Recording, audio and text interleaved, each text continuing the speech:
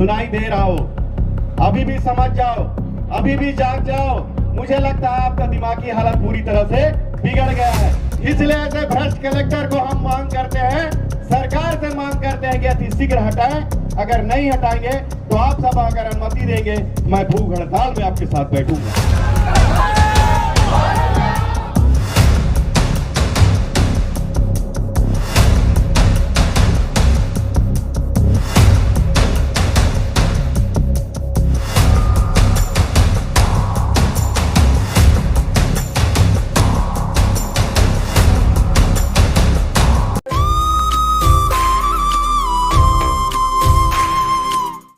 बात हो रही है यहाँ के कलेक्टर के ऊपर पे बोला जाता है कि वो बेईमान है और उनसे जनता त्रस्त। लेकिन आपको कुछ सच्चाई बताना चाहूँगा, पूरे दर्शकों को कुछ सच्चाई बताना चाहूँगा। आज कांग्रेस पार्टी यहाँ पर घेराव कर रही है, मुद्दा उनका मनरेगा को लेकर है। निश्चित तौर पर जिस तरह से कटौती की गई है वो गलत है, लेकिन उसके लिए किसको घेरना चाहिए? सरकार को घेरना चाहिए, न कि कलेक्टर को। यहाँ पर जो पानी की समस्या को लेकर जो घेरा जा रहा है कलेक्टर को, तो कहीं ना कहीं घेरना है तो यहाँ के जो स्वास्थ्य मंत्री उनके निवास को घेरना चाहिए था। यहाँ पर के मन से बड़ी बड़ी बातें की गई, बोला गया कि कलेक्टर जो हैं वो बेईमान है। लेकिन आपको बता दूं, ये वही कलेक्टर हैं जो स्वास्थ्य मंत्री के राइस मिल पर भी नोटिस जारी कर देते हैं। ये वही कलेक्टर हैं जो बड़े बड़े ठेकेदारों को 30-30 करोड़ तक के नोटिस भेज चुके हैं। ये वही कलेक्टर हैं जो 400 से 500 रुपये का जूता पहनते हैं। समझिए, उन कलेक्टर के बारे में बड़ी बड़ी बातें की गई है, बोला गया कि भ्रष्टाचार है। कि समझिए, ये वही कलेक्ट्रेट है जहाँ पर से किसी भी आम आदमी को, किसी भी गरीब आदमी को यहाँ से पैसे की डिमांड नहीं की जाती है। समझिएगा, मुद्दे कांग्रेस के बिल्कुल सही हैं, लेकिन समझिए जिस तरह से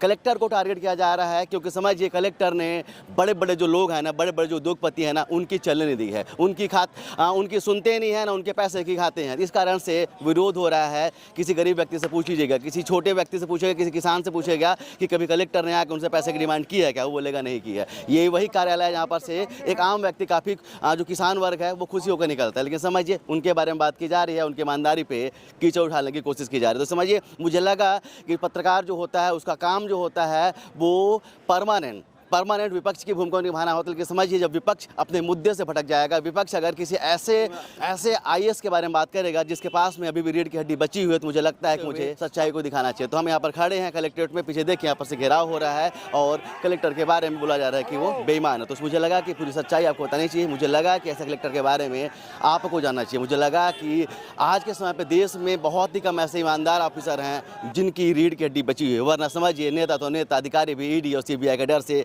थर थर कांपते हैं, क्योंकि उन्हें पता है कि अगर वो सच में कुछ अच्छा करना चाहेंगे तो अगले दिन ही सीबीआई और ईडी घर पहुंच जाएगी। समझिए, जान तो रहे होंगे हालात पूरे देश के। तो ऐसे में अगर कोई ईमानदार ऑफिसर नहीं सुनता है बड़े लोगों की, ऐसे में कोई ईमानदार ऑफिसर नहीं सुनता है व्यवसायियों की, समझिए कि जिसने श्याम बिहारी के ऊपर भी, उनके राइस मिल भी नोटिस जारी कर दिया, देखा है कोई ऑफिसर? आज के समय में आपने कभी देखा है ऐसे किसी आईएएस को कि जो सिस्टम से टकराने की हिम्मत रखता होगा? नहीं रखते हैं। आप पूरा छत्तीसगढ़ देख लीजिए, आप पूरा देश देख लीजिए, बहुत ही कम ऐसे ऑफिसर हैं जो ईमानदारी के साथ में रीढ़ की हड्डी जिनकी बची हुई है। और समझिए, जिसकी रीढ़ की हड्डी होगी वो तो बोलेगा, वो डट के खड़ा होगा और विरोध करेगा। वो नहीं सुनने वाला उद्योगपति होंगे। तो यहाँ पर जो कांग्रेस विरोध कर रही है, उनके मुद्दे निश्चित तौर पर जायज़ है, उनका समर्थन करते हैं। लेकिन जिस तरह से कलेक्टर को टारगेट करना, ये कहीं ना कहीं गलत है। हाँ, आपको टारगेट करना है तो आप कीजिए श्याम बिहारी को टारगेट, जो यहाँ के स्वास्थ्य मंत्री हैं, करिए उनके घर के घेराव, हम आपके साथ खड़े रहेंगे। लेकिन समझिए, ईमानदारी के साथ काम करने वाले जो कलेक्टर हैं, जो मैंने बताया कि 500 से 600 रुपये के जो जूते पहनते हैं, ऐसे कलेक्टर के ऊपर पे आप कीचड़ उठा लेंगे तो ये सही नहीं है। तो चलिए,